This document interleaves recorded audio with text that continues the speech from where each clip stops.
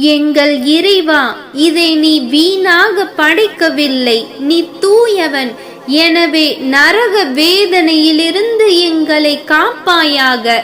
எங்கள் இறைவா, நீ நரகத்திற்கு அனுப்புபவனை இழிவுபடுத்திவிட்டாய். அநீதி இழைத்தோருக்கு எந்த உதவியாளரும் இல்லை. உங்கள் இறைவனை நம்புங்கள் என்று நம்பிக்கையை நோக்கி அழைத்தவரின் அழைப்பை செவியுற்றோம். எங்கள் இறைவா, உடனே நம்பிக்கை கொண்டோம். எங்கள் இறைவா, எங்கள் பாவங்களை மன்னிப்பாயாக. எங்கள் தீமைகளை எங்களை விட்டு அழிப்பாயாக.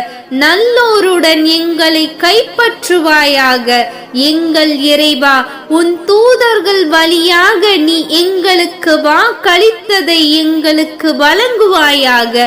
கியாமத் நாளில் எங்களை இழிவுபடுத்தி விடாதே. நீ